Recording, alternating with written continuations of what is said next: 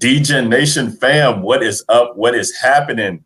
It's week 8. We're here for the NFL DFS breakdown for the DGen Nation podcast.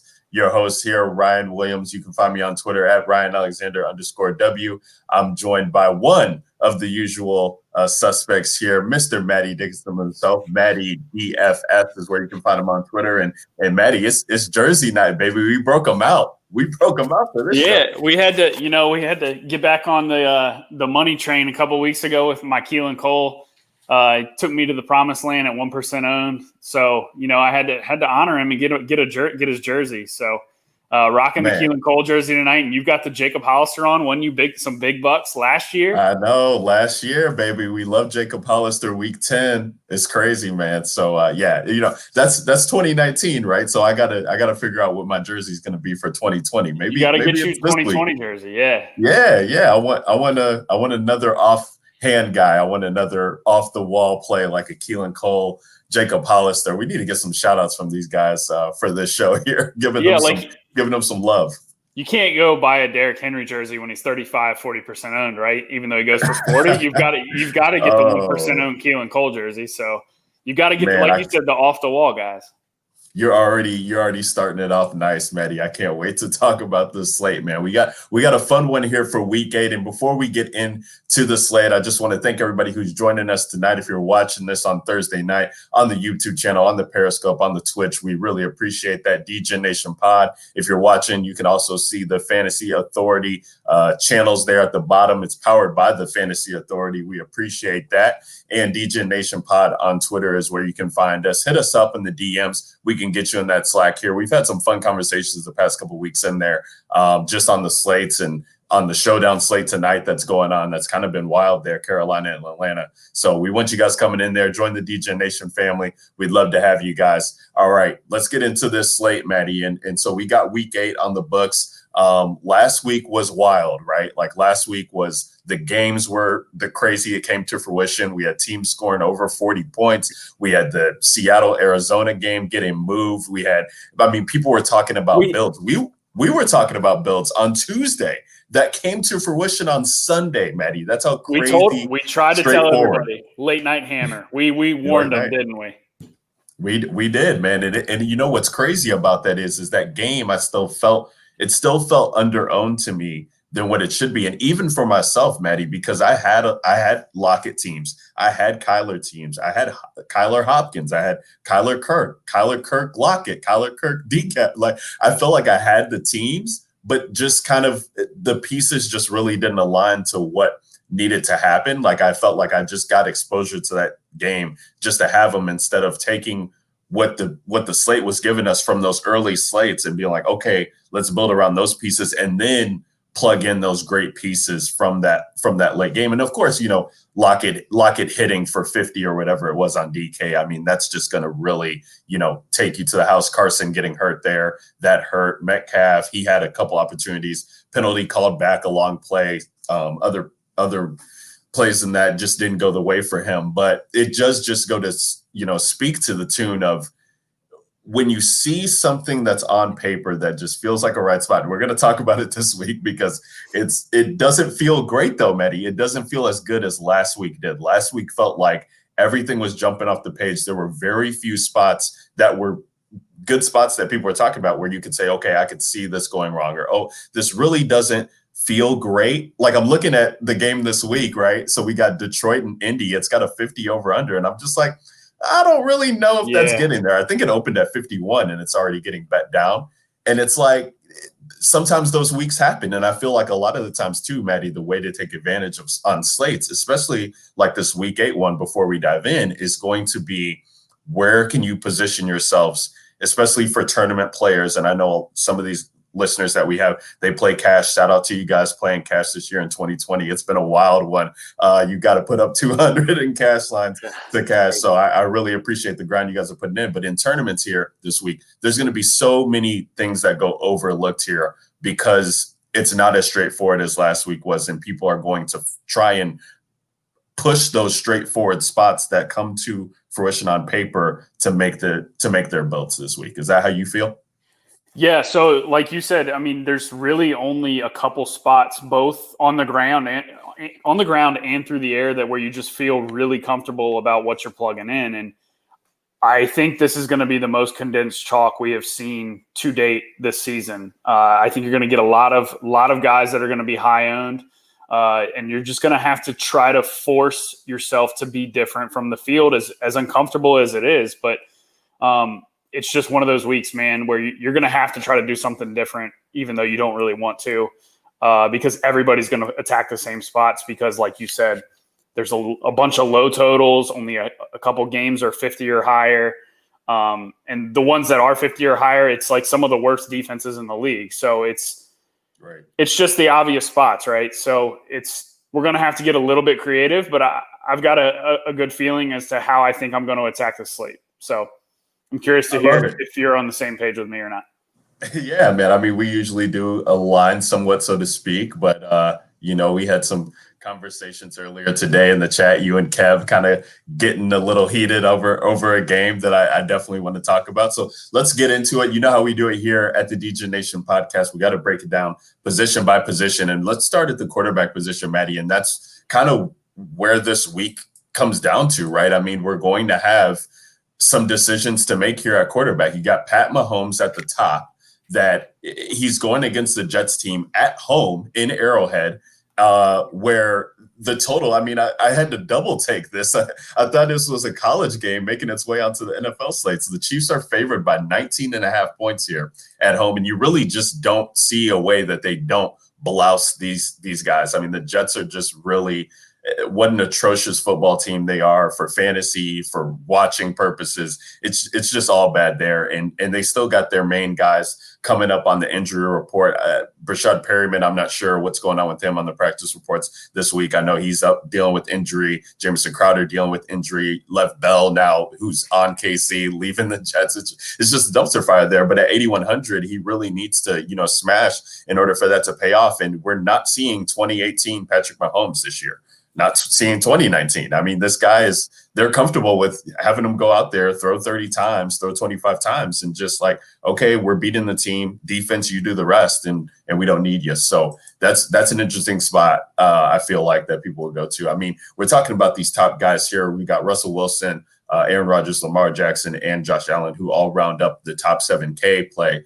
And before I get into your plays, Matty, because I'm not sure kind of where you're headed there, for me, I'll just talk about personally. For me this week, as this is Thursday, I'm looking at Aaron Rodgers at home going against Minnesota, a game that, how many times have we seen this before, this divisional matchup? They play twice a year, and these games kind of do get a little dicey there. Aaron Rodgers versus the Mike Zimmer defense. What's going to come to fruition? Already seen it this year already. Russell Wilson against San Fran, again, another divisional matchup. But I'm looking at Russell Wilson. He's 7,800, and I don't know, Matty. Maybe you've seen otherwise this far this week, but I feel like nobody is talking about this guy. I know it's an afternoon slate game. Seattle just lost to Arizona last week in that late night hammer, and I feel like because the pieces are so priced up and because of what people think of the San Francisco defense being, that it's just going overlooked. Like if you don't play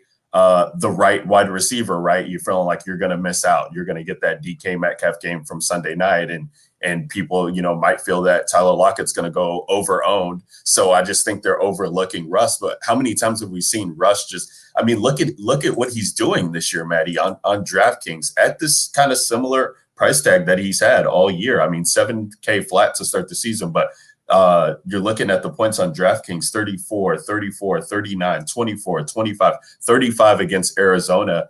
And he just always finds a way to kind of put up points, whether that be going to Lockett, DK Metcalf, Chris Carson, David Moore, Swain, or whoever these other guys are. And so I could definitely see him, paying off that. And I just like that he has a narrow, distribution of targets, and you don't really need to pair him with somebody, so to speak, for him to smash. And seeing rushing upside this year that we really haven't seen before.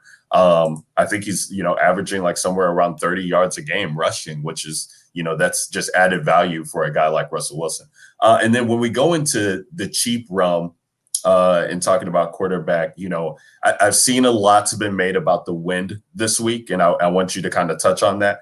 But at Derek Carr coming in at 5,500, now I know you and Kev kind of got into this conversation, but for me, I'm just looking at teams and what I can do. And Derek Carr at that price tag going against Cleveland, Waller's in a great spot, so you love that you compare him with him. I think that there's leverage plays off of him, but this Cleveland defense has been nothing to shy away from here, as Joe Burrow just lit him up, the rookie there. And even if the wind is a factor here, so to speak, I still think at 5,500, hopefully we're seeing a couple targets go to Josh Jacobs, who's got a very solid red zone role on the year, top 5 red zone role at the position. Darren Waller, he should smash here. And some of those guys, if some of those deep shots do connect, if the wind isn't as prevalent as we think it'll be, I just think that, if Cleveland's putting up points on the other end, he's going to have to come out and play here. And I know the floor is definitely relevant. You're looking at his game logs and, you're seeing just around 20 there in games where they haven't had to throw. So it doesn't feel comfortable. But on this week, Matty, I'm just trying to get as much skill position players high priced as I can. And Derek Carr gives me the route to do that with only stacking him with one guy, whether that be Aguilar at the wide receiver or Waller at the tight end. How do you feel about this week, Matty? What are your builds getting you to on quarterback this week? Yeah, so we talked about it pre-show how the report of all the high wins in multiple spots. It really made me just completely nuke my entire build for my 3-max this week. Because I really was high on Cleveland and Las Vegas, like you're mentioning. I had Derek Carr as a placeholder, but anytime I see 15-mile-an-hour winds, that's when I start to adjust down, start to knock down the passing games a peg or two. 15 miles an hour is just the threshold to where you start caring about it, but really once it gets over to that 20 to 25-mile-an-hour range, that's when it starts to really impact, the passing game in a significant way. Like I sent you guys some charts in chat earlier today about some research that's been done, and guys just don't eclipse the 20-point fantasy point mark when winds get up over 20 miles an hour. It's just it affects all throws down the field, whether it's 15 yards, 40 yards, doesn't matter. Because a lot of times these guys are covered so tightly in coverage anyways that the quarterback has to make a perfect throw, and any alteration to that throw is all of a sudden an incomplete pass or an interception. So, I am going to place a lot of emphasis on the wind effects this week, and I'm going to keep a very close eye on that because, like you said, I don't know, it might have been last week, but you said that a lot of guys get married to their builds early in the week, and they refuse to adjust as news comes out to us. So if we get word that, some of these wins aren't going to be as high as they, were early in the week, people are already set on their pivots, and they're not going to change back to those ideal spots that we were wanting to target in the first place. So definitely keep an eye on that because winds can fluctuate. Maybe there's a front coming through that's, move north or south or something. We're still 3 days out. So definitely keep an eye on that. But it will affect my process. And I think on a week like this, where we've got 4 games with a total of 50 or higher, we're not going to see a nuclear slate like we've seen the last few weeks, really all 7 weeks so far, where every game is approaching that 50 to 60 total. I think this is going to be more of a gross grinded out week where you've really got to take your high floor, high ceiling combo players like you're talking about, getting in those high price guys like maybe a Derrick Henry or a Kamara, even though on a typical slate we might not want to play them at a high price because we feel like other guys have same ceilings at lower prices. But this week is you're going to have to adjust your approach to roster construction this week just because of the overall makeup of the slate. And I think a great way to get exposure to high ceiling spots is to load up on the highest total teams, even though the game itself might not be pegged for a shootout. So like the Chiefs, you mentioned Mahomes. He's 8,100. Yeah, but you're getting access to a Chiefs offense that's going to score. They're going to score 30 plus points against the Jets at home. Like they're going to, and he's got 4 touchdown upside anytime he steps on the field. So like yeah, it doesn't feel great to pay 8,100 for him, but I mean, he's one of the few guys that can go out there this week and throw 4 to 5 touchdowns. And if he does that, I've got exposure to him, and nobody's paying up for him because people are going to play Russell Wilson over him because Seattle has no running backs, and that game is one of the highest totals of the week and has all the pace factors and everything that people are looking for. So, Mahomes and Lamar, they're the two guys that come to mind up top, right? Because you're essentially getting, as long as Clyde or Le'Veon don't burn me, you're essentially getting all the production from those two teams by paying up for those two quarterbacks. And so the same can be said for Russell Wilson too. But I think, a lot of people are going to pay down at quarterback this week. That's going to be the popular route. You're going to see a lot of Derek Carr teams. If the wind dies down, you might still even see a lot of Derek Carr teams anyways because of his price. I think you're going to see a lot of Tannehill teams at 6,200 against Cincinnati. You're going to see a lot of Jimmy G teams, 5,500 right there with Carr, 5,400 against Seattle. Like, the people are going to pay down so that they can play Kamara, they can play Derrick Henry. So I think, it's going to be a different build paying up at quarterback. And we know that these guys can carry their team to 4 to 5 touchdowns, whereas, Derek Carr might lose 2 touchdowns to Josh Jacobs or something, something random like that. So there's definitely or just be Derek Carr.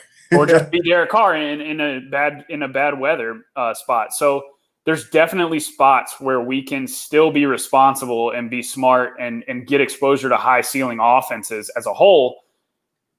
You're going to have to pay for it, but on a week where everybody's paying down, I think it makes sense to also consider paying up. So a lot of words to say. I like Patrick Mahomes this week against the Jets. I mean, they've been a pass funnel this year. I mean, I know you can run on them too, but they've definitely defended the run better than they have the pass. They have no cornerbacks out there. I think we haven't seen a Tyreek goes nuclear week yet. I think it's coming at some point. Right. It has to, right? And he's not priced up like he's 6,700. And on a week like this where you've got a guy who can go for 40 points at 6,700, it's a week that I want to take a shot on that, and hopefully I'm right. So I really do like Mahomes. 8,100 is a hefty price tag, but we'll talk about some running backs and a really cheap wide receiver who I like, who's in an absolutely incredible spot who nobody's going to play. There's ways you can make it work, and I think paying up for Mahomes and then Lamar. Anytime Lamar gets, a team that can push him on the other side, he's got that 100-yard rushing upside. He ran for 70 last year against Pittsburgh in his one matchup with them. So he's definitely got the ability to go nuclear here. And I'm pretty sure Mark Ingram did not practice here either. So you're starting to see maybe some of those Mark Ingram carries turn into pass attempts, and Lamar's ceiling gets a little higher. So I think he's really interesting in a game with Pittsburgh that could quietly turn into a shootout because, I mean, Baltimore, they let the Eagles climb back in it 2 weeks ago. It was like a 60-point game, and Pittsburgh just played a 60-point game with Tennessee. It's like these defenses can be scored on, even though they are among the top in the league, and both offenses are good enough to definitely put up points here. So I think that's a game that's going overlooked that, is a mistake to be going overlooked. No, I like that, and we'll definitely talk about that when it comes to wide receiver. Matty, we had a question in the chat, and so if you're doing Chiefs, is there a run back option there for you, or are you just saying I know I'm getting 30 points from this game? They could go out and, it could be 38 to zip or 38 to 3, 38 to 10. I don't really need an option there. What are you doing there? Yeah, so, I mean, we've seen games where, Mahomes only throws 25 to 30 times, but the touchdowns are deep touchdowns, and he's extremely efficient, and he puts up, 4 or 5 passing touchdowns on only 30 attempts. So you definitely don't have to play them with a run back. But if you were to, if the Jets were to somehow score some points and keep the Chiefs offense having to keep throwing the ball, I think you have to look at Denzel Mims, just especially if Crowder's out, because, he saw a bunch of targets last week. Yeah. He's getting his feet under him. It's going to be a second game. He's cheap. So I don't think I can play Pirine, despite, he's going to get all the red zone work and all that good stuff. But Frank Gore's still eating into him. Possibly. So. Yeah, possibly. That's what we think. I jokingly told Derek, I was talking to him earlier this week, and me and him were talking about Mims a little bit. And I was like, man, do I really want to put money on an Adam Gase player? It's like, it feels like a spot where you can just play the Chiefs without a run back because you'd be playing for the efficiency and their high team total. Sure. And the likelihood of that is you're saying I'm playing the Chiefs run back. And, if you're going in a tournament, and I know you play more single entry 3 max condensed tournaments, so the chances of this happening might not be as high. But if you're in a big field, the chances are people are going to have a run back, right? They're going to try and play Mims if Crowder's out, Crowder if he's in, Berrios if Crowder's out, Perryman if he's in. And you can just leave all that ugliness aside and just say that, all right, I'm just going to take the points and maybe get a cheap player elsewhere. You talked about the Russell Wilson play and getting leverage off of that because of the running backs here. Do you feel, and we'll get into running back in a little bit, but Chris Carson, I know he's not practicing. He didn't practice yesterday, didn't practice today, but Pete Carroll said that he could practice later in the week. That was earlier this week. If he shows up on Friday, what are your thoughts just in general of that situation? So the Seahawks are kind of like the Chiefs where they're all priced up, but the Seahawks are actually even higher priced than the Chiefs are right now because you've got, like you were mentioning, Metcalf is 7,500, Lockett's 7,100, right. Russ is 8K. So, you have to pay a premium for these guys, and that just feels like a spot to me where only one of them usually goes nuclear between DK and Lockett. It feels like to me they rarely go off in the same game to where it's like, oh man, I have to have that score to win. So if Russ is having a great game, he can get it done with his legs too. But if he's having a great game, usually it's only one of the two that are having a great game. And so to me, I feel like I just want to play Jimmy and run it back with one of DK or Lockett. And if Russ plays well, they cost a lot anyways. And so if the Seahawks are playing really well, that means Jimmy's going to have to keep up at 5,400. And right. he's got weapons to do it. And the Seattle defense has been so bad that I don't see myself rostering the Seattle passing attack, like the full-blown passing attack. It's attacking that game for me is going to be the San Francisco passing attack and then getting one of those two, Lockett or DK. I feel you there. And it just, like we said, it's just about talking about the slate and where you can get leverage from and things of that nature. I know those Seattle and San Fran battles do get heated. And like I said, just coming off a loss, I mean, me, I'm narrative all the way through and through. And anytime I can find a narrative that would make these guys go out there and want to play for something, I love touting it on. Before we get into running backs, Matty, let's talk about just a couple of these guys. I am surprised about the Ryan Tannehill thing for you. I felt like you've been on Tannehill a lot this year, whether it be on Showdown or on the main slate or anything when he was kind of priced down. I see he does come in at that 6,800 price tag, but that game is just screaming points there. And we know that Henry is going to be owned this week. I mean, it's a inevitable conclusion. Like you're going to see 30 plus ownership percentages on him in the tournaments, and I mean 60s plus in cash games, if not more. What's your feeling on Tannehill this week? And you seem to be a little bit lower on him than I expected.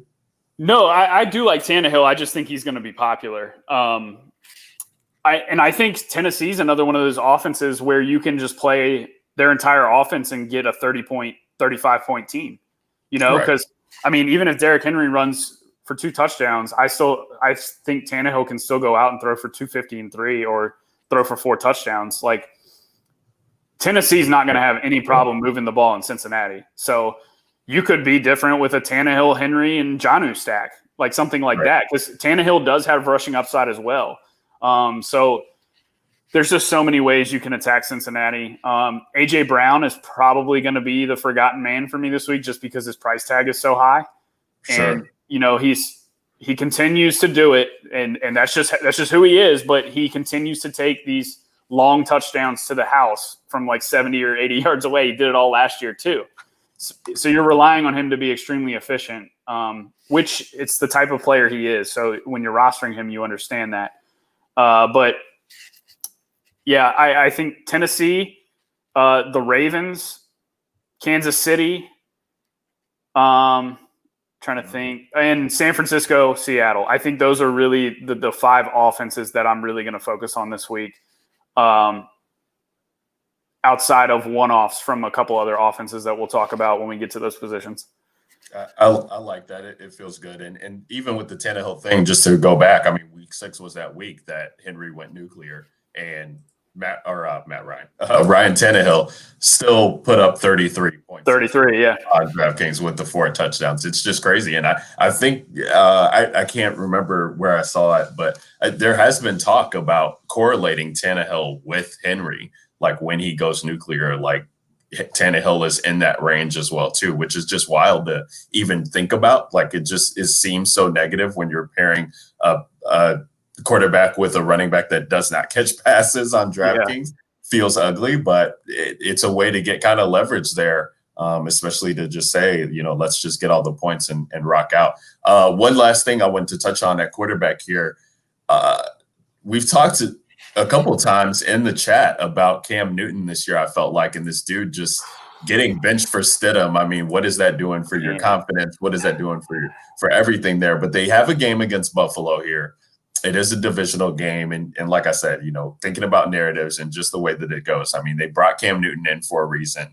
The Patriots season is pretty much like on the line, in these divisional games. So they're in must-win situations, and they are on the road against Buffalo, but Buffalo really hasn't been all that, stout either on the other side. So, if you think the way to attack Buffalo is on the ground. And so you think about like, okay, are they going to throw Stidham in there to go against this Buffalo team on the road that could take advantage of him if he's passing a lot? Or do they throw Cam in there and try to get him some of these design runs that he was running from week 6 and on? Started out the year 15, 11, 9, 10 carries against Denver when he comes back from COVID, but he was getting yards on the ground. I mean, it's Cam Newton. So at 5,700, you're talking about how ugly Derek Carr could be at the ownership that he has. And then you're looking at 5,700 for Cam Newton, and the team will need him. I mean, Julian Edelman, he's out. He's throwing to the likes of Demir Bird and Jacoby Myers and Ryan Izzo, and I mean, Devin Asiasi. It's crazy. James White still dealing with the personal issues that he has. He's kind of been out of it, and they've been spelling him with Damian Harris, and Rex Burkhead. So it's like, behind Cam in tournaments on a weekend, you don't have to pair him with anybody because of the red zone role that he has as a quarterback. So I think I've been trying to find ways, if it makes sense, to get some teams in MME situations that have Cam on them. I just wanted to see what your thoughts were there. No, any other slate, I would disagree, and I would say you're crazy. He looks awful. But on this slate, where I just think it's overall going to be lower scoring. I think you're going to see a lot of guys not hit their ceilings just because of matchups and a lot of slow-paced games. Teams don't want to go back and forth, and teams that want to run the ball are playing teams that want to run the ball, and it's just like, man, there's really only 2 or 3 games outside of the windy games that were, originally stuck out. But there's only 2 or 3 games that I'm like really excited about that could, be a potential massive shootout. So I think on this slate, I don't hate that at all. Like, you're getting a guy with a rushing upside, a rushing floor. He could get you 20 points. He runs in a touchdown or 2 touchdowns. That's 2 touchdowns. That's 12 points right there, and throws for 200 yards. There's your 20-point game. So it's, there's definitely a path for him to get there in 5,700. I'm not going to hate you for it. I think any other week I would say no, but this week I'm cool with it.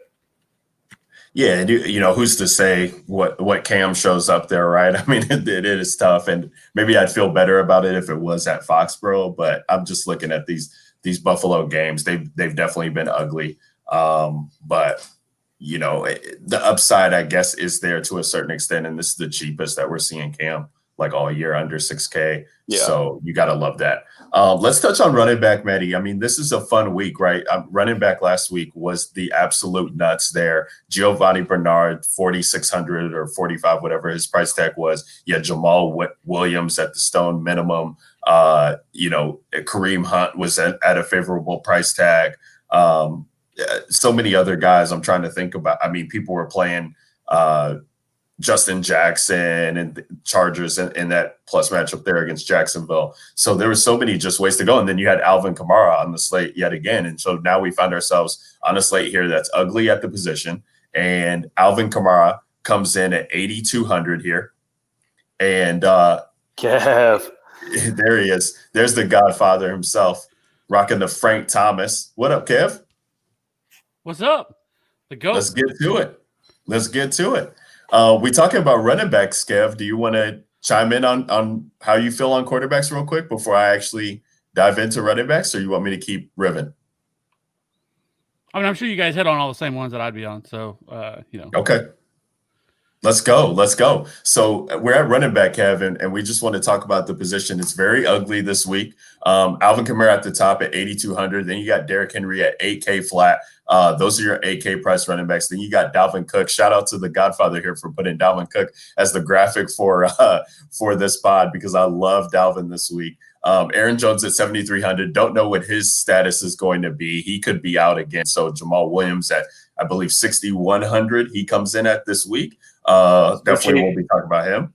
And then Kareem Hunt. I mean, 6,900 for Kareem Hunt. What a price tag that they put him at. So nice, but how does this dude not smash here? I mean, against the Raiders, just what a great spot here. Could be, one of the last times we get to play Kareem Hunt with the Browns backfield all to himself. They're heading into the bye, and then it looks like Nick Chubb is going to be ready to go in week 10. So could be the last time to get this Kareem Hunt love. And then, after that, it kind of drops off. I mean, we talked about Josh Jacobs with the quarterbacks there. He's 6,200. Chris Carson also 6,200. And I mean, the 5K range is really just ugly. I mean, unless you can get behind Melvin Gordon, revenge week going against his former team. If Phillip Lindsay's out, I don't know if you can play him if Phillip Lindsay's in. Jerick McKinnon there at 5,700, but JaMychal Hasty was getting some run there last week. He's at 5K flat, I believe. Tevin Coleman might be back too. Keep an eye on that. Tevin Coleman? Oh, Jesus. So he might be back. I don't know if it's official. I haven't seen, but there was rumblings that he might return this week. Dude, so I'm gonna let Kev start it off because he's coming into the pod. But Kev, talk me through running back position, and we also got Lev Bell revenge week as well too. He's 4,700. I got to get some Lev Bell exposure there. But the how it feels this week is if you're not at the top, right, Kev? So how many of these positions are we going to have to worry about a timeshare? I mean, it's absolutely just ridiculous what we're seeing here with the running back position. San Francisco situation, Kansas City situation. I'm just looking. I mean, even a guy like Jonathan Taylor for Indy there, Wilkins was getting run, before they went into their bye. So you don't know what you're going to get from him.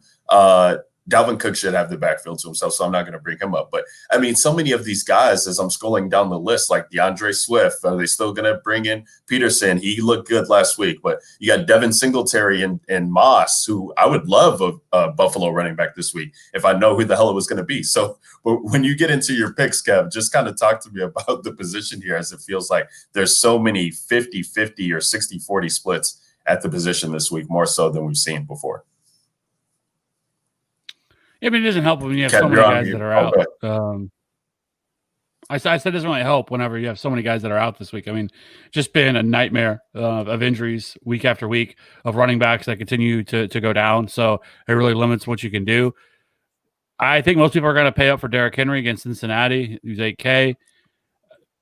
I get the play, but I'll probably once again underweight on Derrick Henry. Anytime Derrick Henry is going to be chalk, I try to avoid that because there's just so many different ways that he won't get there.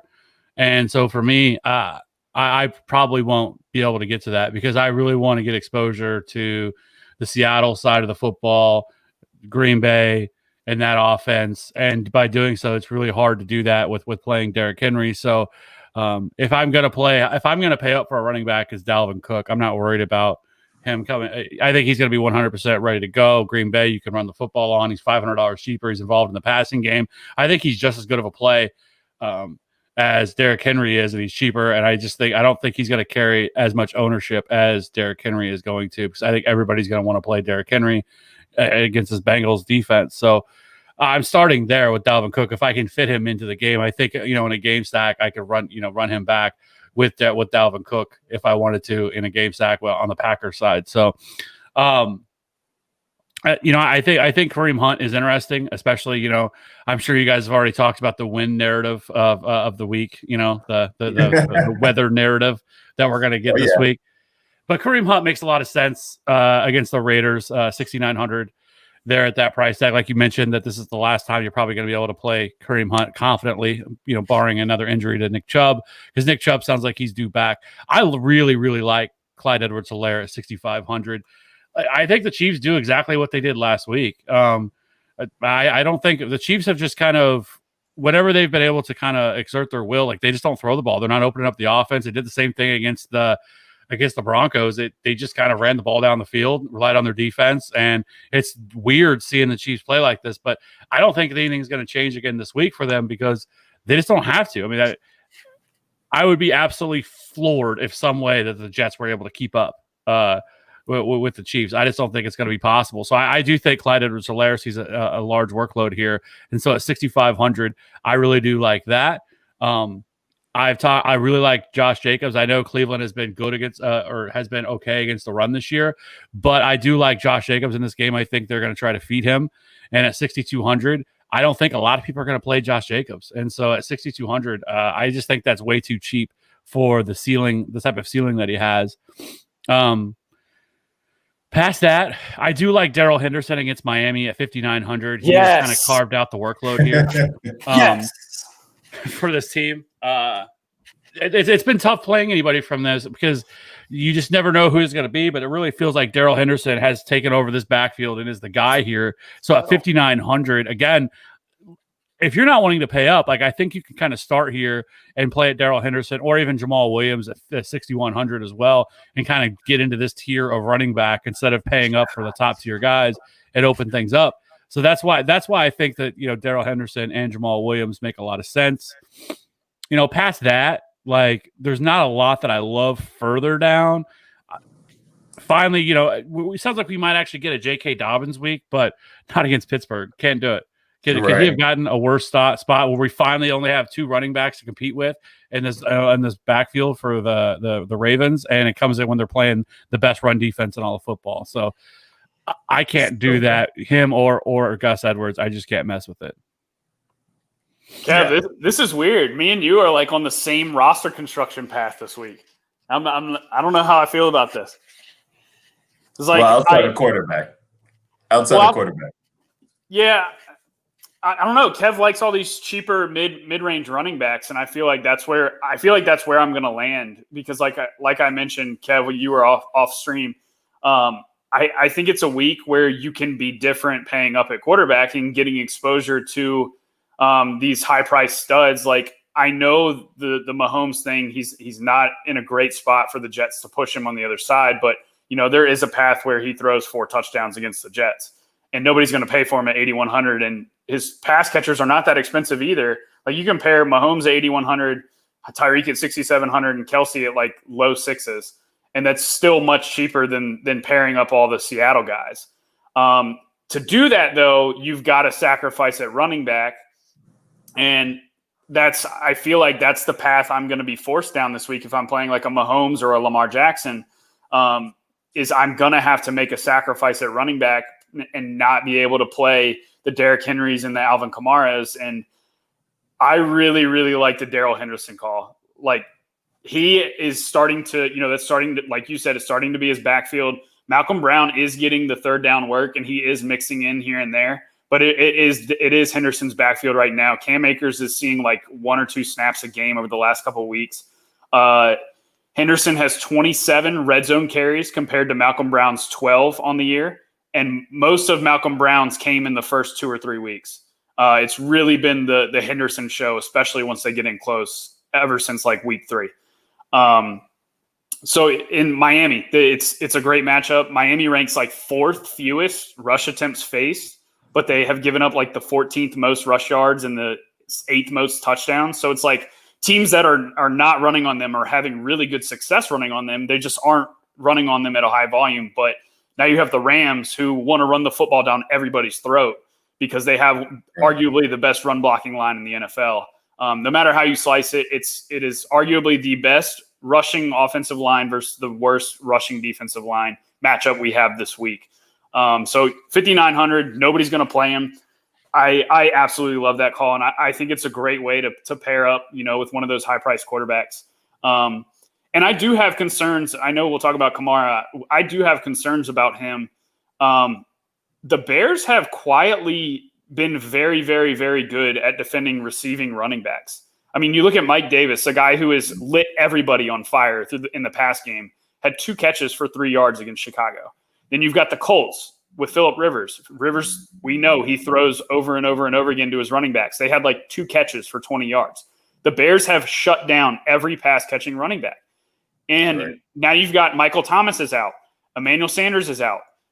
If I'm the Bears defense, I'm saying, okay, I'm putting 2 or 3 guys on Kamara every single time. Beat me with Jared Cook. Beat me with Taysom Hill. Beat me with these other guys. And, it just feels like a spot where the defense can key in on Kamara even more than they normally can. And at 8,200, I totally get playing him in cash.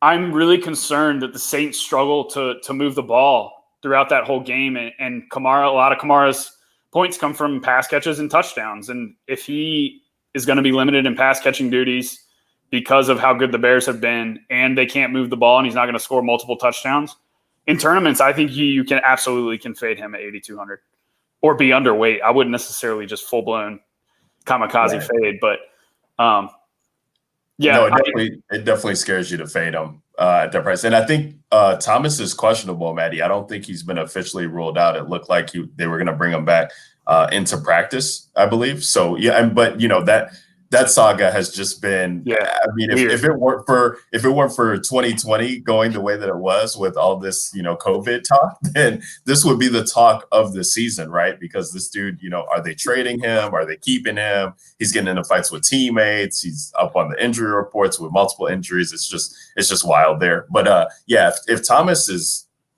playing, I mean, Kamara, that kind of just really takes away from me, even though the Bears have been pretty good at limiting wide receivers this year. It's just the upside for Kamara will then be, factored in there with Drew Brees getting Thomas back out there. Any way you slice it, on Thursday night, I feel like we know where people are going to go. I mean, Derrick Henry, Kareem Hunt, that's where the start is. Kamara's going to see ownership. Kamara's actually projected highest owned. Okay, right now at quarterback? At running back. I can give you – Kamara. I thought you said Carr, my bad. Oh, sorry. Kamara. No, that's crazy. I mean, because people just aren't feeling comfortable about the slate. That's what it goes to show you. When the highest priced running back on the road there, and not really that plus of a matchup, so to speak, is going to be one of your highest owned this early. It just really kind of talks to how the slate is. I get what you guys are saying about Henderson. I guess my kind of fear about that is the West Coast teams traveling to the East Coast there. They just played on Monday night. It was a game that they won handily against Chicago, but they weren't, having to rely on it. They are going against a rookie quarterback here. Tua's getting the start. So maybe the defense shows up, gives them a short field, which would be favorable for Henderson. But I don't want to say trap game. I hate kind of using that phrase, but it just kind of seems like, and we've seen the Rams let down before in spots where they should be handling their business and just not showing up for whatever reason. And you think about if Henderson does get slowed down for whatever reason, or just it isn't working, they have no problem bringing in Malcolm Brown there. They have no problem getting all these other running backs. And that's what McVay has just been so adamant about that. It is a committee. It's a committee. I'm not naming a lead back. It's everybody's getting the mix.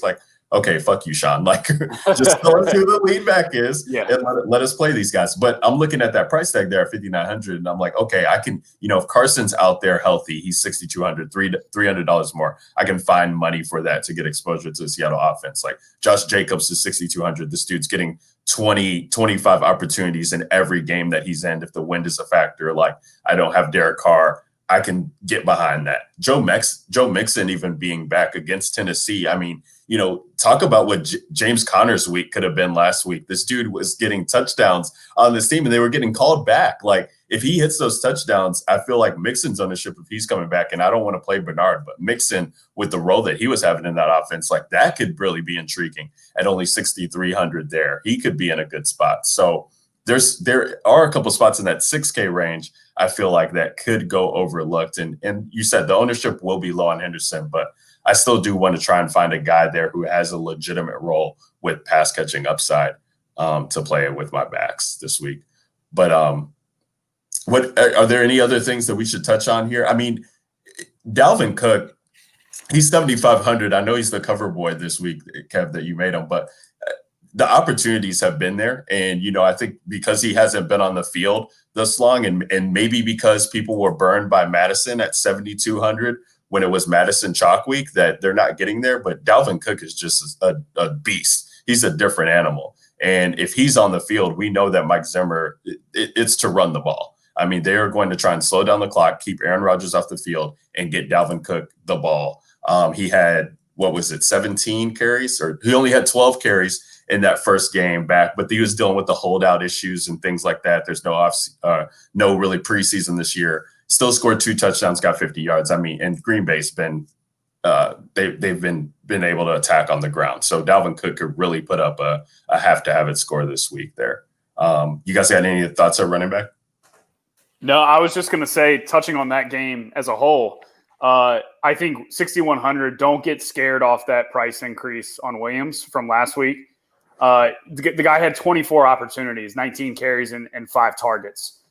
You're not going to see that much volume on many guys on this slate, let alone across the league in general. So 6,100 in a great rushing matchup against Minnesota. He's going to be involved in the pass game as long as Aaron Jones is out, obviously. I think that price is too cheap, and I'm going to be definitely overweight even if he's popular. I feel like his volume is so locked in. And last week would have been the week, a blowout win against a awful defense like Houston. Last week would have been the A.J. Dillon week if they were going to, say, let's get this guy 10 to 15 carries. It would have been last week. This is a divisional game on the road. Or are they at home? They might be at home. But either way, it doesn't matter. It's a divisional game. They're playing Minnesota. They're not going to mess around. They're going to get their main guy on the field at all times, and that's going to be Jamal Williams. They're not going to just turn over the keys to the offense to Dillon in this matchup. So, and I love the Dalvin Cook call too. Like, if you are like, man, I got to play this cheap quarterback. He's going to be popular, Jimmy G. Like, I love Jimmy G this week. He's going to be popular. How can I be different with my Jimmy G team? Okay, let me play Dalvin Cook instead of Kamara or Derrick Henry at no ownership. All of a sudden, my Jimmy G team is now different. Kamara or Henry go for 19 and Dalvin Cook goes for 35. I win. Like, those are like the overall lineup ownership construction things that I was talking about last week. Is so many people overlook. They try to focus on one individual player's ownership as opposed to your lineup as a whole. So it's okay to play a cheap passing attack that's popular. If you do, pay up at running back and be different with the running back that you're paying up for. And I love Dalvin Cook. I mean, you guys didn't really talk about Jonathan. I mean, I don't know if Jonathan Taylor. Do you guys want any exposure to him? Because, I mean, he is kind of in that weird spot where he's cheaper than Kareem Hunt, but not by much. Clyde Edwards-Helaire is only $100 cheaper. Jonathan Taylor hasn't really had any explosion games or anything big, but this does feel like a really good spot for him against a Detroit defense that has been terrible against the run. They are 29th in adjusted line yards. They're also 31st in power rank, 28th in stuff rank, 30th in second level, and 19th in open field. So this feels like a really good spot for him to finally have like that kind of like coming out game that he really hasn't had. The problem has been, surprisingly, like the one thing like we all thought about this Colts offensive line is that it was going to be one of the best in the league, but it really just hasn't been this year. It's been great. Like their offensive line comes in. Like I was surprised when I was looking it up. Like they're 28th in adjusted line yards, 25th in power, 22nd in stuff, 27th and second, and 24th in open field rank. Like, for an offensive line that was supposed to be, top 5 in the league after all the move, they just really haven't lived up to that hype. But this is a great matchup for him, and he does get pass catching work. I don't hate the price tag that's on him either at 6,600. Like, I feel like he's got to come in under owned, and if he is, like, I feel like that's a nice pivot off of somebody like Kareem Hunt, who's probably going to be the highest, if not the second highest, owned running back on the slate. And as a guy who gets as many opportunities as he does, like, I don't think this is a terrible matchup. It's also inside a dome, so weather really isn't a factor. So I just kind of Jonathan Taylor. I wouldn't pivot off Kareem Hunt though, Kev. I mean, Kareem Hunt's in a good spot as well too, with getting a defined role there and target share going against the Raiders defense, and that's a way you can attack them. You look at Jonathan Taylor's share that he's seeing, and it just isn't enough to warrant what he should be getting. I mean, all things considered, Kev, if this was somebody who was getting, even 18 opportunities, 17 opportunities, close to 20, this would be nice. But you're looking at these attempts and they just really haven't hit there. And guys we were talking about earlier with the quarterbacks and before the start of the slate, like Jordan Wilkins is still getting utilized in the role, and he had missed some games, which was helping out Taylor. But I think he's going to be back for this game. And it's just not one that I know I can trust. I mean, in 20 max fields, like having some exposure to him, yeah, that does make sense off of a pivot on some of these guys. But on my tighter builds in 3 maxes, like I just can't go there enough. And what's to say that we don't see this Indy team that was just, getting bloused by Cincinnati, right? And then having to throw on the back of Phillip Rivers to win, doesn't come out here. I just see so many ways that this could end up disappointing rather than smashing. Yeah, I think the comp for me this week in terms of outlook is with Jonathan Taylor is probably Henderson. Like, you look at volume for both of those guys, they're both going to approach the 15 to 17 carry mark with 2 to 3 targets. And their matchups on the ground are basically the same. Miami is just as bad in all those metrics on Football Outsiders that you mentioned for Detroit. And Henderson's 700 cheaper, I think. He's 5,900. Yeah. And then you look at, like Kev was talking about, the offensive line hasn't been good for Indy. Well, you look at the Rams offensive line, they've been almost the best in the league in all those categories. So I think if I'm going to take a shot on a guy who's going to see probably, I'll peg him at 16 to 18 opportunities.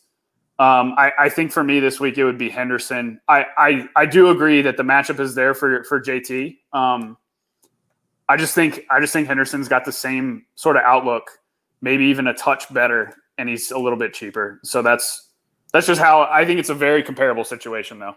I don't hate it at all. Kev, since you're pivoting off of Hunt, that means you love Jamal Williams this week, right?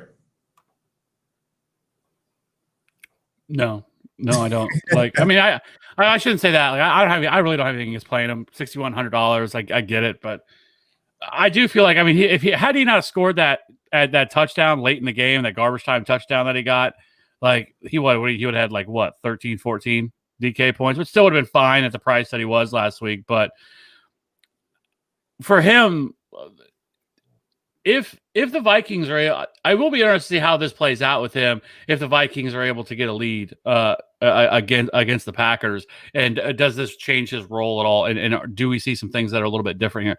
I don't hate it at 6,100, but I don't know. I'll have some exposure to him just like I did last week, but I'm definitely going to be underweight from the field. Fair enough, Kev. Fair enough.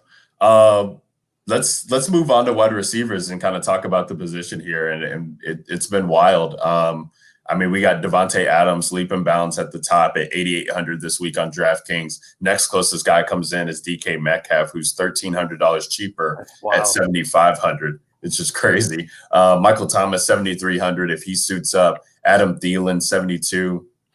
Lockett seeing a huge price increase, or maybe not that huge. That's $700 to 7,100 from 64 from last week. Allen Robinson, he's questionable in concussion protocol. He's $7K. That's your top.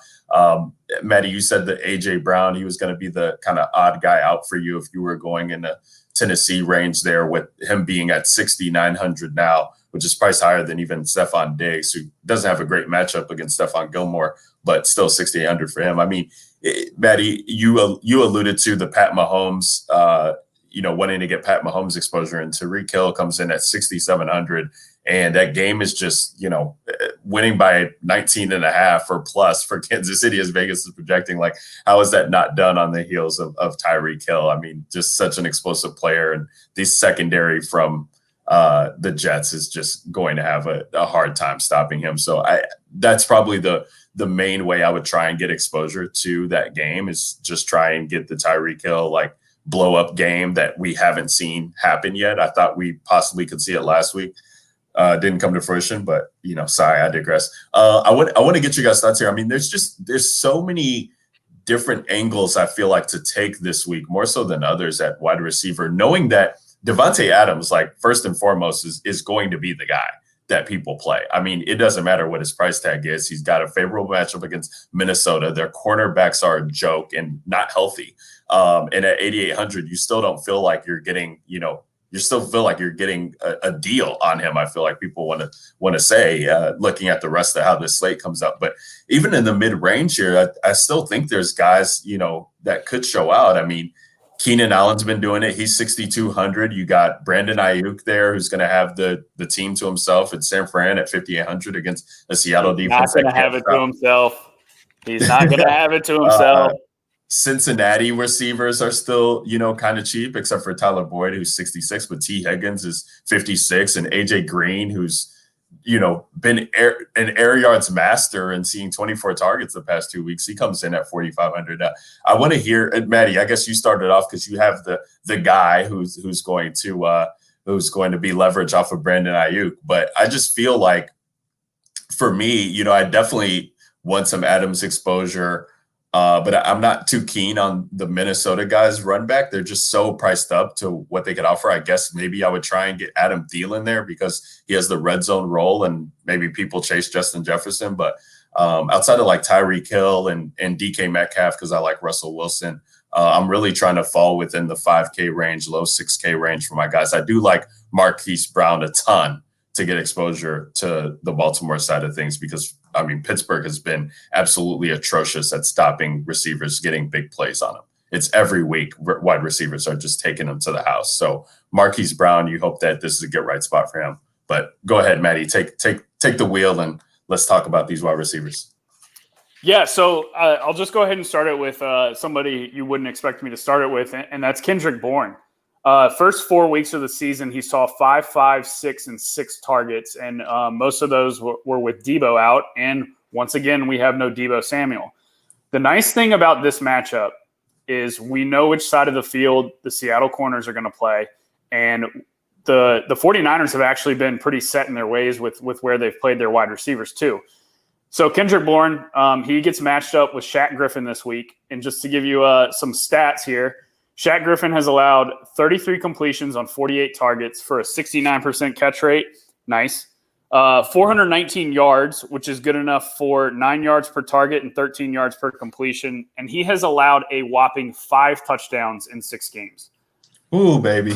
5 touchdowns in 6 games, which Kendrick Bourne has also been one of the main red zone targets for Jimmy G, both last year and this year. I know they haven't really passed a lot this year, but I mean, we have seen Jimmy G in these games where the offense on the other side pushes him. Like, I think back, the game that I think about the most when talking about him is the Saints game last year with the 49ers, where they scored a combined 100 points.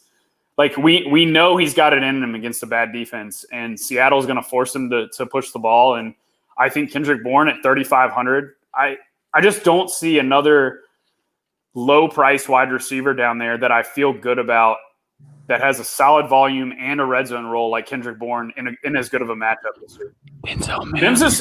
Mims is fine. We kind of talked about him when I was bringing up the Mahomes play. Like, you can get all the Chiefs exposure. Like, if they were to score 4 passing touchdowns, you just play Mahomes and Tyreek and Kelsey, And then you can run it back with a 4K Denzel Mims. Like, he's going to be there. He's 3,200. Oh, he is 3,200? I thought he was a little more. Yeah, he's 3,200. Like, you can play Mims and Bourne and all the dudes. Like, you're not playing Mims and Bourne, Matty. Show me the team where you play Mims and Bourne. It would be on a Mahomes team. Okay. It would be on a Mahomes team, but you absolutely can play Mims and Bourne. I just think this, like I said, I keep going back to, I think across the board, this is a lower scoring week. You're not going to see as many high ceiling outcomes. And so I think, you're playing a guy at 3,500 and Kendrick Bourne. He gets you 15 points. I think he's in the optimal lineup just because of the makeup of the slate. And I know that's a lot of words to say about somebody like Kendrick Bourne, but I mean, I just, for a slate where we're struggling to find, cheaper value, that spot to me just stands out head and shoulders above all the other wide receivers and running backs. So I do like him. I love the Hollywood Brown call. He would be my pairing with Lamar, I think, over Andrews.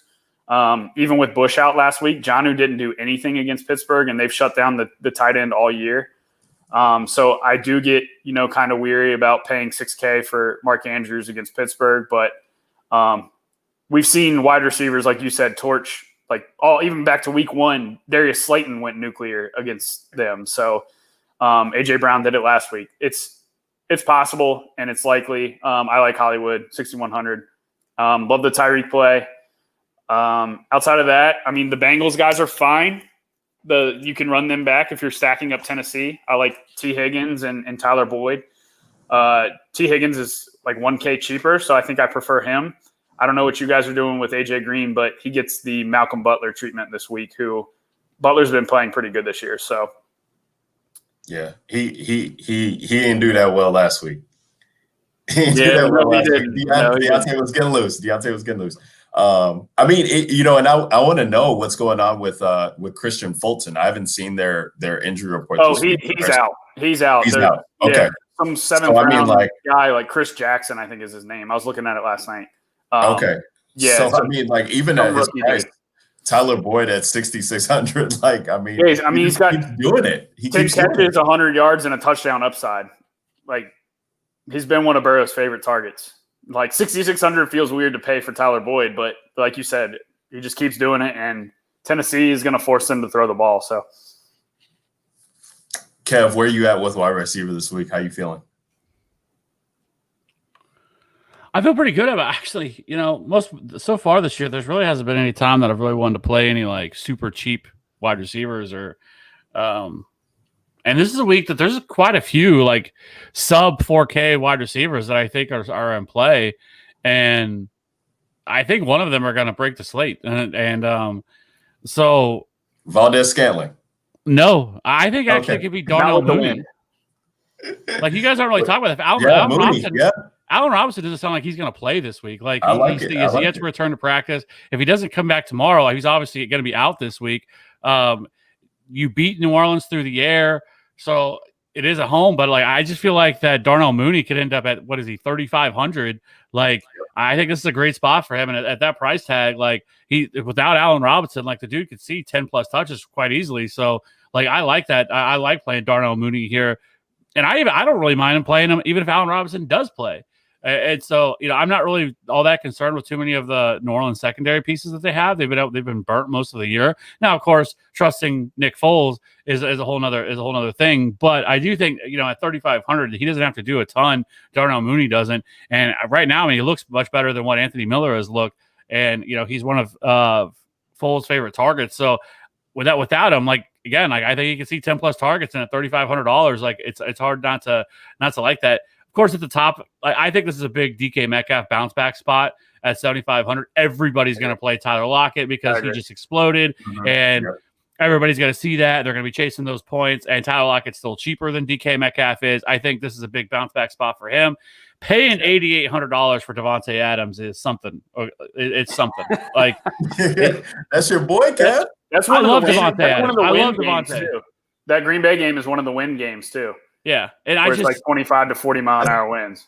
That's Mr. Drop Passes, Devontae Adams. I love Devontae, but if I'm paying $8,800, I need a guy in a dome, 72 degrees, I'm playing on turf. Well, but like most of last year, like whenever Michael Thomas was that expensive, like it was hard to play him, and he balled like every single fucking week, right? Like he just crushed, and like it was hard to justify playing him last year. An $8,800 wide receiver is more expensive than you're going to pay for any running back this week, and it's hard to justify playing an $8,800 running back. And I would much rather do that than pay a wide receiver. Can he get smashed? Absolutely. We just saw what he did last week against Houston, and Minnesota's secondary is certainly not something that you're all that concerned with. But I don't know, that's going to be tough. Like if Michael Thomas plays, I'm going to be overweight on some Michael Thomas. I totally understand that Chicago's secondary is pretty good and everything else, but Michael Thomas 7,300. Give me all of that because I just think that price is too cheap for him. I mean, he is normally an 85 to 9K wide receiver, and getting him at 7,300 is probably the cheapest he'll be all year. So I do like paying for that. I would prefer to play $7,300 Michael Thomas versus an $8,800 Devontae Adams, and what could be a worse spot for Michael Thomas. But regardless of that, some of the other guys that are cheaper, Tyreek Hill, I totally understand that at 6,700. It looks like he's actually, from some of the ownership I've seen, that he's actually going to be pretty highly owned. Could be in the top 5 of ownership among wide receivers. So that scares the hell out of me because I know that he's such a big play threat. He's a guy that could, house call 2 touchdowns and hit value just from that. But I don't know. Like they haven't really been using him as much in that way. Like he's really been much more of a short intermediate route type of player this year and just kind of getting him in space. And they've been using Mecole Hardman a little bit more for that. So I do think Mecole Hardman is actually a nice leverage spot off of Tyreek Hill. And Mecole Hardman's only 4,700. So I really don't mind playing Mecole Hardman there. I love Justin Jefferson at 6,500. I would rather play him, I think, than Adam Thielen because I think Adam Thielen is going to see all the Jair Alexander he can handle. And so I do think that he is in a better spot. This year. He just beat him this year. He beat him this year, earlier this year, week 1. He took him out. He's the only wide receiver that's been able to show out on this dude. We'll see. But the red zone role is there for Thielen, though, right, Kev? Though I mean, if they get in the red zone, like you're playing Justin Jefferson because of the big play ability, right? Yeah, I hear you. And I just think he's in just as good, if not better, spot than a wide receiver. Adam Thielen 7,200. You can play Justin Jefferson at 6,500. So that's where I come in on that. I like Kupp too in that range. Okay. Because the outside corners for Miami are Xavier Howard and Byron Jones. So that's going to be right. Woods and Josh Reynolds, right? And so then you've got some dude named Nick Needham playing the slot against Cooper Kupp. He's been playing. He's been terrible. Yeah. So he has definitely been their worst corner. So, 6,500, if I think the Rams just come in and run the ball and Goff maybe throws like 25 to 28 times. But if the Rams do have to throw, and they will throw some, but I mean, we know Cooper Kupp's their red zone role guy, and he's one of Goff's favorite targets, and definitely has the matchup here. So, yeah. I just want to say that because I've landed on some teams where I've got 6,500 left in the flex, and I'm looking at Justin Jefferson, and I'm looking at Kupp, and I do like Kupp in that range. It's a tough range, though. No, it is. I mean, and most likely you're going to see people pay down for Keenan Allen in that range against Denver, but who knows? I mean, that game's going to be very interesting with the Chargers traveling into Denver to play. Yeah, I mean, it's a fun week, right? I mean, Kev, we started off the pod just by saying like this week is fun because of where ownership is kind of leaning towards, and so just by being different in one or two spots, like your team is completely different. If you take a stand, Matty, if you're taking a stand on Brandon Ayuk to play Kendrick Bourne, like you already have that much leverage ownership on the field. And we talked about it last week in week 7 off of week 6 with the Derrick Henry, blow up spot is the total ownership, right, of your team. So what does the total ownership come in at with your team? If you're playing all these guys, 40%, 30%, 50%, 20%, the total ownership is going to be, drastically changed. If you take guys who are, 2 guys who are under 10% owned already, you've already got a leg up on the field there. And that's not to say I don't like Ayuk this week. Like I even think he's a great one-off play if you're not stacking Jimmy G. I just think, like you said, if you were to go set a lineup with Jimmy G, I guarantee you would go Jimmy G, Ayuk, and Kittle, and then you would run it back Lockett or DK. And so you can be different. Go Jimmy G, Bourne, save the money off Ayuk for $2,300 and Kittle, and then run it back with DK. And all of a sudden, now my Jimmy stack is different. Okay, if Ayuk gets 10 and Bourne catches 2 touchdowns and he's got 22, now I'm the winning San Francisco stack, which is my favorite spot of the week, despite how high owned it was. So just little things like that can make you can still attack the good spots because, I mean, to be honest, the field is getting sharper every single year and every single week. The chalk is chalk for a reason. Like there's so many content sites that do good research and have their voices heard in the community. And there's a reason these guys are chalk. So it's just a matter of picking and choosing which spots to, kind of leverage off the chalk. Yeah, I hear you there. You guys got any other things on wide receivers before we move into tight ends? No, I mean I think a couple other guys that are in. I like Kenny Golladay quite a bit. I know Xavier Rhodes has played better this year than what he has in the previous years, but I still think Kenny Golladay can smash in the spot at 6,600, and I do like him quite a bit. And then I really want to play a Pittsburgh wide receiver, but I don't know because is Marlon Humphrey has he returned to practice yet? I haven't seen. I haven't seen either. I know he was missing on Wednesday. If he were to miss this week, let me try to do a quick search. I think Juju would be interesting, but man, I don't know what Juju's ceiling is. I mean, but he did get hammered with targets again last week. He had the 13 targets. Yeah. He looked nice last week. So maybe he's healthy again, and I really still don't mind Deontay Johnson at 5,500, who looks like he's good to go for this week. So Marlon Humphrey returned. Jimmy Smith sat out. Okay, so they just gave him some rest. So I don't know. I do think Deontay would be interesting because I think that the outside wide receivers, especially, I've said it before, Marcus Peters. He's kind of overrated. Like he's a decent corner. Like he's not, like people try to act like he's an elite cornerback and he's not. He gets beat one too many times and he hasn't really actually, if you look at his numbers this year, he's been torched a lot. He has not been good so far this year. So I do think that people are going to completely stay away from the Pittsburgh wide receivers. And I think getting exposure to that, either whether it's Juju or whether it's through Deontay Johnson, I think makes a lot of sense, and there's going to be no ownership on them. Yeah, and so Jimmy Smith is actually dealing with an Achilles, and so he was limited yesterday and DNP today. So him and Mark Ingram are the two only two injury related DNPs. Yeah. Okay. So I mean, like you said, the outside receivers there get interesting. I mean, it's hard to know which one is going to go off, right? Because, I mean, both Claypool and Deontay can explode. But I absolutely would run back one of those two guys. I don't think I would run back Connor if I was playing Lamar. And then what about the last one I was curious about, what you guys thought was on Cole Beasley at 5,300? Oh, the game just feels so gross. Yeah, I think the weather is looking rough too there, Kev. Like it looks like it's going to be sloppy rain.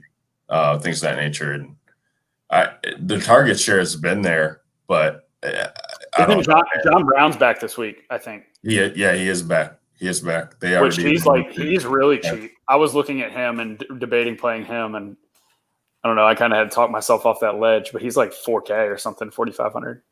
Yeah, I just feel like this would be the week where. Playing $5,300 Cole Beasley, like no, thank you. I want as much salary as I can on these for sure options here. Like I would paying Cole Beasley. I would play a Jets guy honestly over Cole Beasley just in the sense of if Crowder and Perryman are out, like I'll take Mims at 3,200 or whatever he is. Like I'll take chances on Jeff Smith or Braxton Berrios in the 3K range over that guy just because I need the salary. I could use that 2K elsewhere.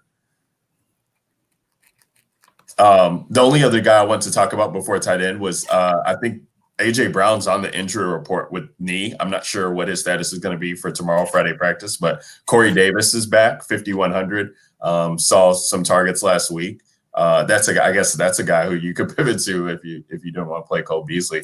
5,100 there against Cincinnati. Saw 10 targets last week against Pittsburgh. It never. I don't know. I mean, we'll see.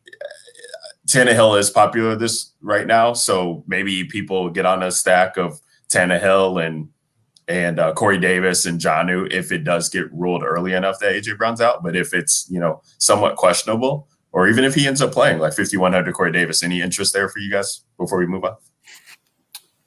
I mean, you have to like him, right? Like, he's getting a ton of targets. He had 10 last week. It's just like the Titans are just a team I want to game stack every week, their whole game, because they're playing at such a fast pace. Like, they're near the top of the league in pace, near the top of the league in no huddle rate. They're throwing the ball more. Last year, it was just, let's run Derrick Henry 30 times and Tannehill's going to throw 19 to 25 times, and we're just going to win that way. This year, it's like they just want to play both ways. They want to pass and run the ball, and their tempo has led to them being among the highest total games almost every week. Like we saw it last week, too, with Pittsburgh. Right. Yeah, I mean, just you're getting the guy with a defined role. Yeah. Right. You guys going to play Jacoby Myers with no N'Keal Harry or no Julian Edelman? I am not. Kev, before you joined, and I'm not sure if you were listening, but I did say that I had interest in $5,700 Cam for what it's worth, but I'm not stacking him. You can run it. You can run it with $3,500 Jacoby Myers. Jacoby Myers, he was their standout last week. I think he had 60 yards receiving. If I'm playing Cam, I'm hoping for 2 red zone rushing scores and I guess maybe a touchdown to whomever, but I don't want to have to guess who that's going to be to. And then there's no fucking way I'm playing Jacoby Myers, but there is a lot He's had some preseason shine. Put some respect on his name.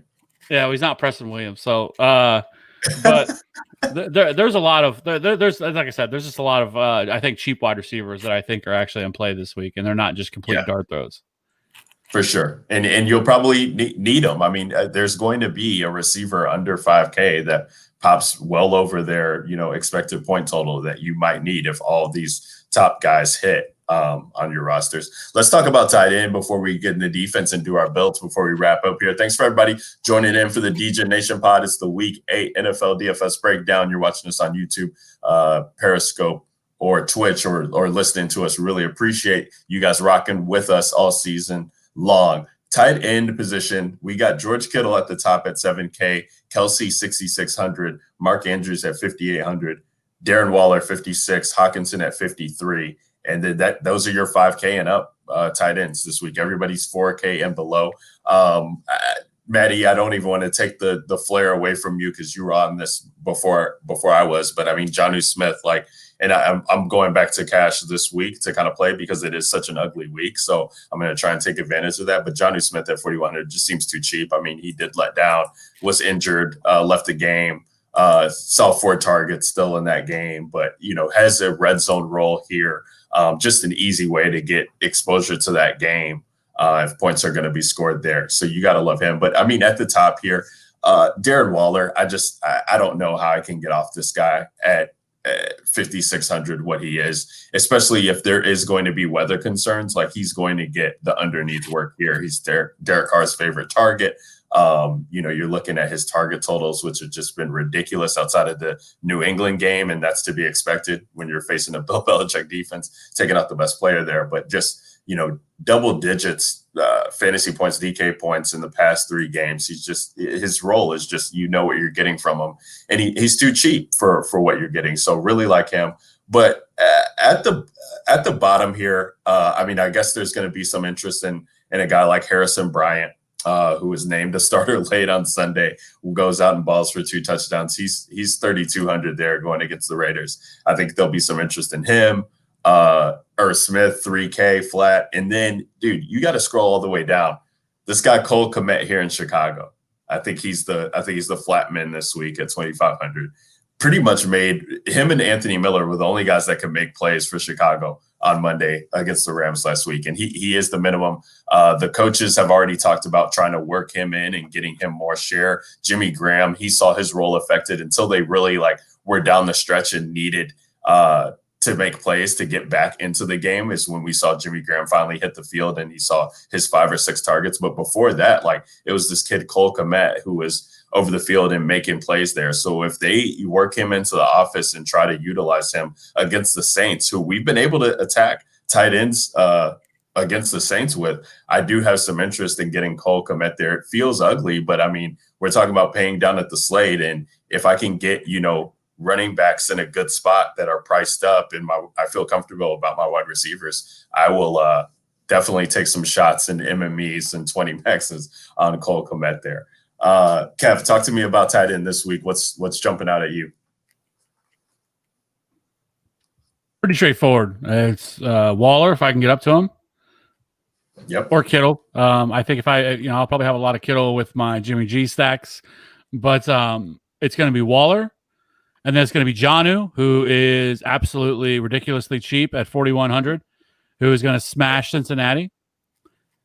And if I really want to get wild, I'm going to go down and I'm going to play Irv Smith, who is 3K, who continually just gets more and more involved in this offense and is, running more routes. His last 2 games against Seattle and Atlanta, he played 72% of the snaps and 81% of the snaps. He ran 31 routes against Seattle, 31 routes against Atlanta. 5 targets in each of those 2 games, 4 receptions, 60 and 55 yards, hasn't found the end zone. So at 3K, Irv Smith can absolutely crush that price. And so I think that he is somebody that I do have some interest in. I went back and looked at Njoku and Harrison Bryant, and they're actually pretty similar in terms of the routes they ran, because Harrison Bryant did play more of the snaps. He played 76% of the snaps, but only ran 14 routes, where Njoku played 56% of the snaps, but still ran 12 routes. So they pretty much ran the same amount of routes. One had 3 targets, the other one had 5 targets. So I think a lot of people are going to play Harrison Bryant because of that price. And I mean, I don't know if I really want either one of them, to be honest with you, because I don't think it's going to be that simple of a situation, because I think both of them are so involved in the offense, or at least were last week. And I think now with Odell, I think you can see them run a lot of 12 personnel now, even more so, with this, because I mean, we're talking about Donovan Peoples-Jones, and I'm so tired of hearing people talk about Rashard Higgins. Rashard Higgins is a fucking bum. I've been hearing all week people talk about Rashard Higgins, like this guy. People have been trying to make this guy a thing for the last 3 years in Cleveland, and every year, oh look, Rashard Higgins is going to become a thing. Here we go, and he just doesn't. I don't care what his price is. He could be 3K this week. I'm not playing Rashard Higgins. He's unathletic. The win game. Okay, and he's just a guy. Man. Okay, and so everybody wants to play him. Yes, Will. I see you in the chat over here talking about Rashard Higgins. No, you don't play Rashard Higgins this week. He's 4th highest owned wide receiver. That is fucking stupid. It's Devontae Adams, Keenan Allen, Tyler Lockett, Rashard Higgins. One of these things does not belong. Yeah, that's crazy. And it's him. That's crazy. And we just talked about how many of these cheap wide receivers there are this week. Right. There's so many of them. He's not the guy. He's not the one. Okay. I would rather play Donovan Peoples-Jones, who is a world-class athlete compared to Rashard Higgins, right? It's not even close. And so I can't do it. And I'm not playing Donovan Peoples-Jones. World-class athlete. I love it. Yeah, we didn't really talk about him. I mean, but Jarvis Landry still being there, I guess he could be an interesting kind of pivot. I think he's 4,700 there. But it is just going to be interesting to see how the Browns target hierarchy goes, I guess, for lack of a better term, with OBJ out, and how they do, if they succeed or whatever. I know a lot was made this week about Baker being better without Odell on the field, which just seems kind of ludicrous to me. But I digress. Go ahead, Kev. Is that those are your roundouts there? I like the Irv Smith call. Yeah, I think it's pretty simple. I don't think I'm going to get too cute with tight end. I think it's, if Noah Fant, which doesn't sound like he's going to if he plays, I don't know, because, I guess he was a full participant today in practice, but, man, he did not look right against Kansas City. he just did not look right. Like, yeah, he looked like he was severely injured, but looks like he practiced in full. I guess the other guy that I forgot to mention was Jared Cook. I do like Jared Cook at 4,400. Might like him a little less if Michael Thomas ends up playing, but I do think Jared Cook at 4,400, who doesn't really carry any ownership, solid red zone threat for Drew Brees in this offense. So that it's pretty simple for me though. It's going to be Kittle, it's Waller, it's Jonnu, and then if I want to pay down, it's going to be Irv Smith. Matty. No, I'm on the same exact guys that Kev's on. Kittle, Waller, Kelsey if I'm playing Mahomes. Otherwise, it's Jonnu at 41 and Irv Smith at 3K. I will say Irv Smith is second on the team in red zone targets behind Thielen. The issue is the Vikings are just not throwing the ball when they get down there. They have 42 red zone rush attempts and 21 pass attempts. So he's got 4, which is second behind Thielen, who has 9, and ahead of Jefferson, who has 3. So Irv Smith, hasn't been used in the touchdown department, but it could be coming. Trey Burton at all, 3,500. But I mean, what's going to happen? Is Mo Ali Cox back? Are they going to have all these dudes? Mo Ali Cox is questionable. He got in a limited practice on Thursday. Yeah, I hear you. Even I will say though, Kev, when he started to see kind of his target share not get to where it was the last week before the bye, but before that, he started seeing it creep up with Ali Cox being out there. So there is something to be said there that they do have, the coach, the tight end guy, Frank Reich there, who is wanting to run 12 personnel, and that Trey Burton could still see the field. You got T.Y. Hilton out there and guys like Marcus Johnson and Zach Pascal, like Trey Burton's kind of carved himself a little role there in what is lackluster receiving corpse. So I'd rather play Jonnu for 600 more. You look at the first thing you see when you pull up Trey Burton's game log is that he played Cincinnati and scored 22 DK points, and then you realize that the Browns last week, when both of their tight ends went nuclear between Bryant and Njoku, they played Cincinnati. So it's such a good Jonnu spot. Man, I have a hard time not paying 4,100 for him.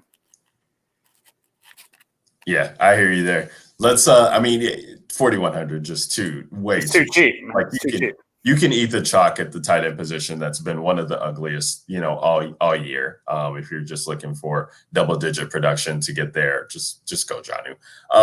Let's go into defense before we get to our build. And guys, I really want to hear your takes on defense because it's just wild what we got this week. The Chiefs are 4,500 at the top. I think even cheaper than what the Bills were last week, if I'm not mistaken, or whatever that was. They faced the Jets. They were 47. Wow, the Chiefs. What they just did in Denver was absolutely ridiculous. I couldn't believe what I was watching for the afternoon games, but 4,500 it doesn't make you feel comfortable. There's just so many ways where it just can't go wrong, and everything went right for the Chiefs. 2 defensive and special teams touchdowns last week. That's how they were able to get there. Chargers at 4K right behind them going against Denver. The same type of thing there that you're getting from the Chargers. They,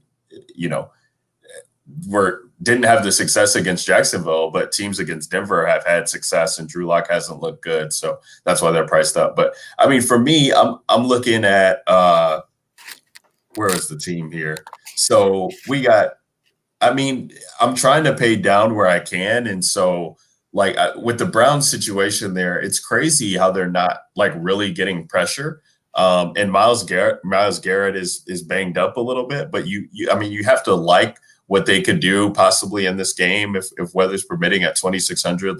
I can definitely get behind that. 2,400 against the Rams too. I have some exposure there. The Miami defense has kind of been, putting together some games here, double-digit sacks and 4 straight games, an interception, which you can't predict interceptions, but they've actually been making plays. And you're seeing the Jets, okay, they put up 15, but, put up 12 against San Fran. They put up 12 against Jacksonville. The Chargers couldn't do that, and they're priced at 4K this week.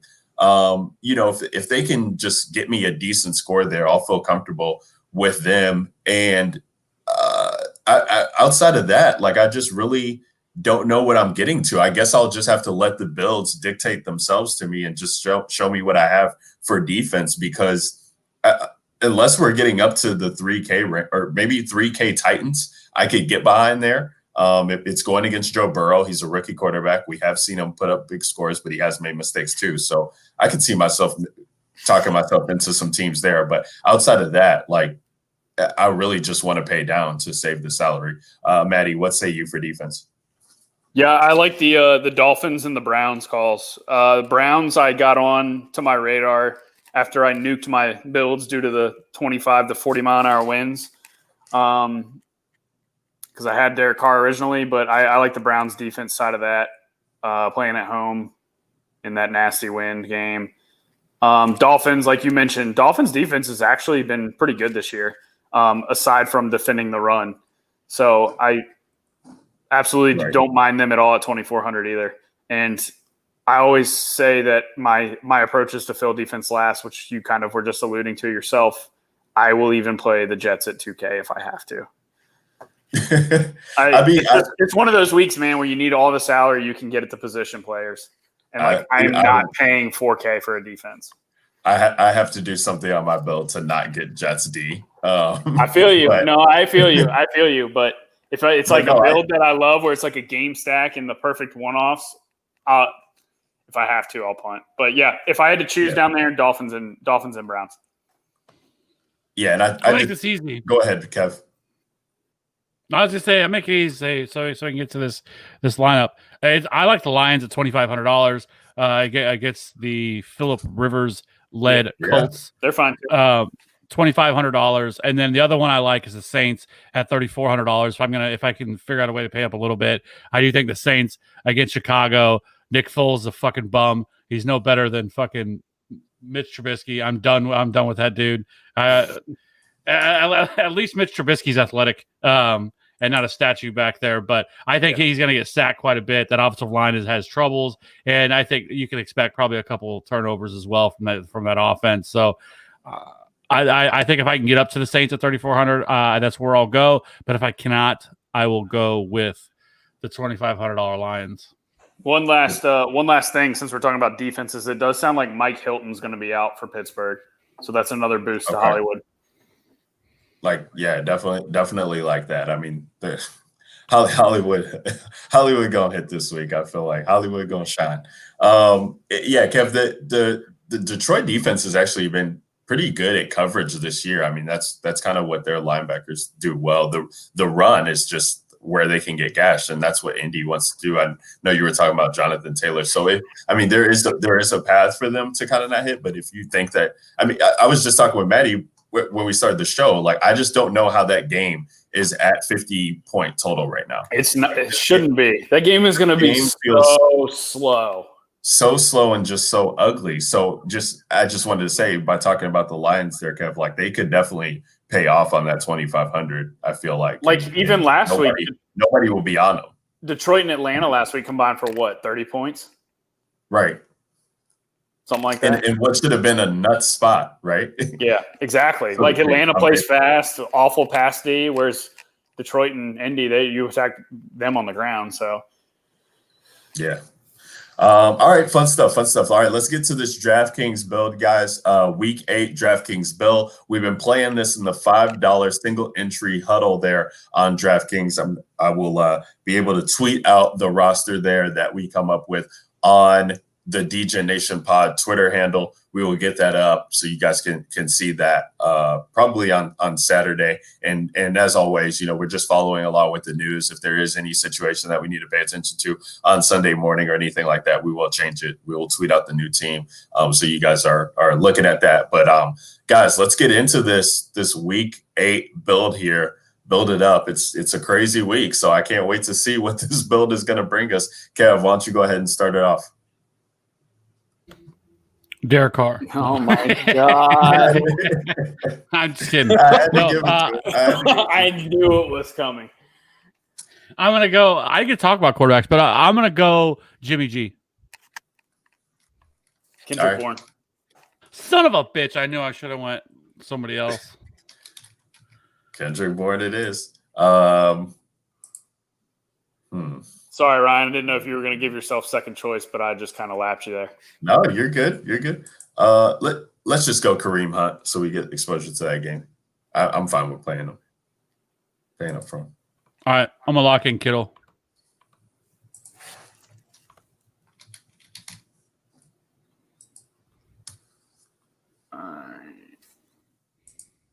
So, so Dalvin Cook. I like it. I was going to do that, Matty, if you didn't. So I like it. Let's see. We got Jimmy G, Kareem Hunt, Dalvin Cook, Kendrick Bourne, George Kittle. 49.25 is what we got per player. I mean, Higgins fits in there, right, Kev, doesn't he? Oh man, I love it. Let's see. I really should have planned better on here. I want a 6K guy. I'm gonna put Brown in for now just because I know I want somebody in that range, but I'll play around with it a little bit. So Brown's in there for now, Kev. Just know that there's gonna be 500 somewhere, give or take there. We got wide receiver, flex, defense left. DK Metcalf.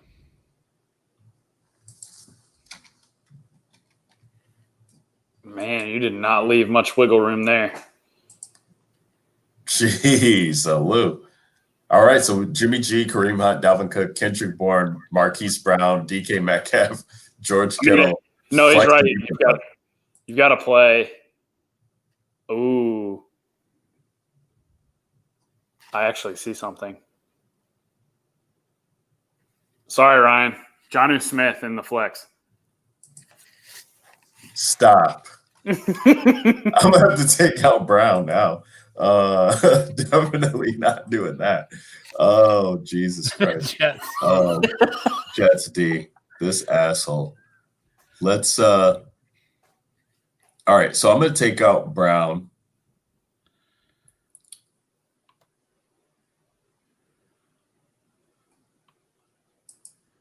And I'm going to have to make you think about this this Jonnu Smith play because I'm going to put in Valdez-Scantling instead. Okay, then I am not going to put in Jonnu.